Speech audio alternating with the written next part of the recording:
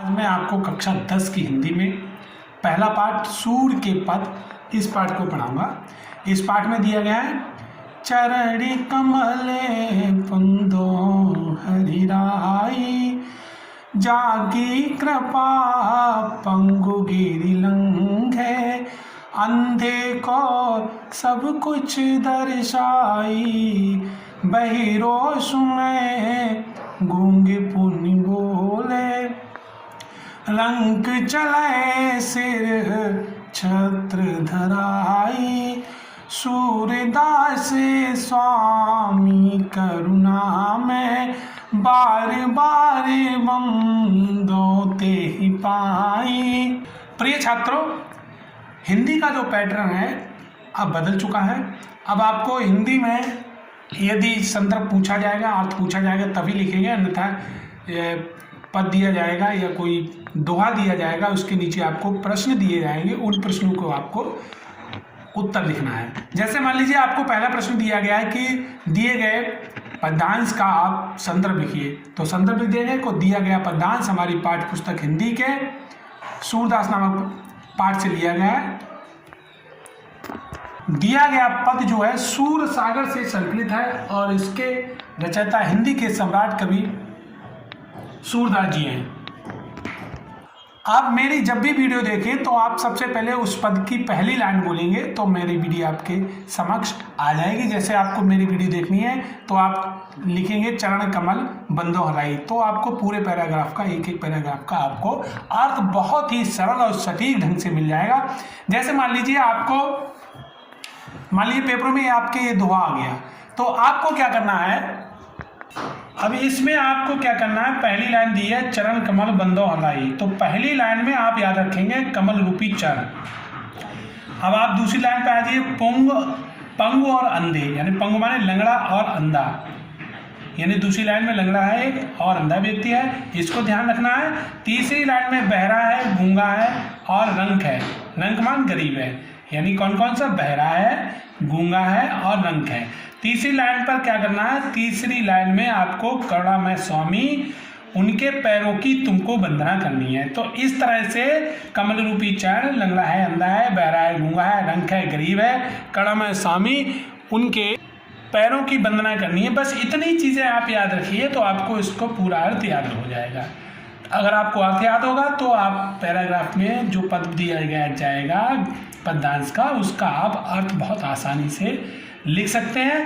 अर्थ के नीचे जो आपको पद के नीचे प्रश्न दिए गए हैं उन प्रश्नों को भी बहुत आसानी से हल कर सकते हो। देखिए कैसे, अब आपको अर्थ कैसे याद होगा, देखो चरण कमल बंदो हरिराई, यानी चरण कैसे हैं, कमल के समान, यानी कमल रूपी चरणों की मैं बार बार वंदना करता हूँ। जाकी कृपा पंग यानी इसमें लंगड़ा है, अंधा है, ये बात मैंने आपको बताई थी दूसरी लाइन में, तो आप अपने शब्दों में बना करके कह दीजिए।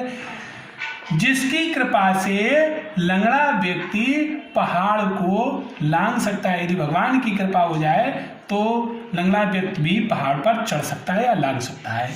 अब अंधा शब्द है तो अंधे शब्द को ध्यान रखिए। अंधा व्यक्ति क्या करता है, अंधा अगर भगवान की कृपा हो जाए तो अंधा व्यक्ति भी सब कुछ देख सकता है। बहरा व्यक्ति सब कुछ सुन सकता है और गूंगा व्यक्ति अगर ईश्वर की कृपा हो जाए तो बोल सकता है।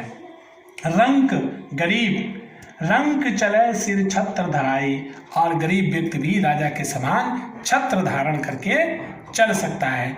सूरदास स्वामी करुणा में।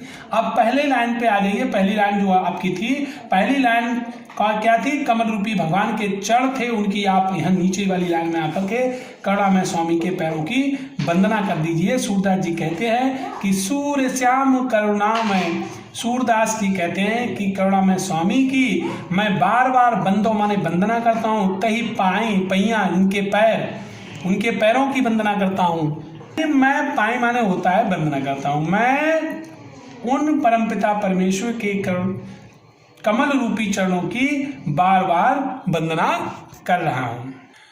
प्रिय छात्रों, मैं आपसे कहना ये चाहता हूँ कि आप बहुत विस्तृत याद करने की कोशिश ना करें, आप जो है केवल समझने की कोशिश करें। जैसे मैंने आपको लिख के दे दिया, पहली लाइन में कमल रूपी चरण, आप ध्यान रखें, चरण कमल बंदो हलाई में भगवान के पैरों की वंदना करनी है।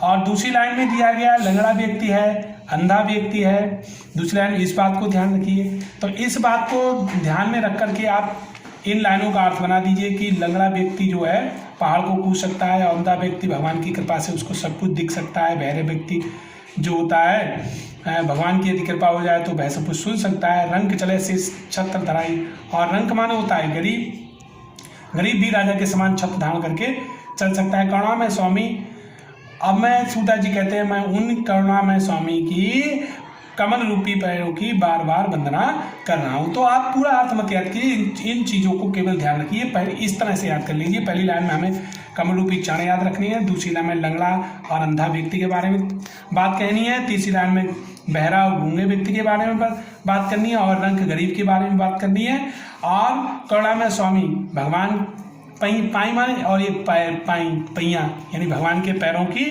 वंदना करिए। तो इस तरह से आप बहुत विस्तृत ना याद करके इस तरह से शॉर्ट टिक में इसको याद कर लीजिए। आपका जो प्रश्न आएंगे पेपर में नीचे दिए हुए पैराग्राफ जो दिया जाएगा, जो श्लोक दिया जाएगा, जो पद्यांश दिया जाएगा, उसके नीचे श्लोक की बात नहीं, इसकी बात कर रहे हैं हम, पद्यांश की, जो भी पद्यांश के नीचे प्रश्न दिए जाएंगे बड़ी आसानी से आप उनको सॉल्व कर लेंगे। इस तरह से मैं उम्मीद करता हूँ कि आपको मेरा समझाया हुआ समझ में आया होगा। मेरे चैनल को लाइक और सब्सक्राइब करें। जय हिंद, जय भारत।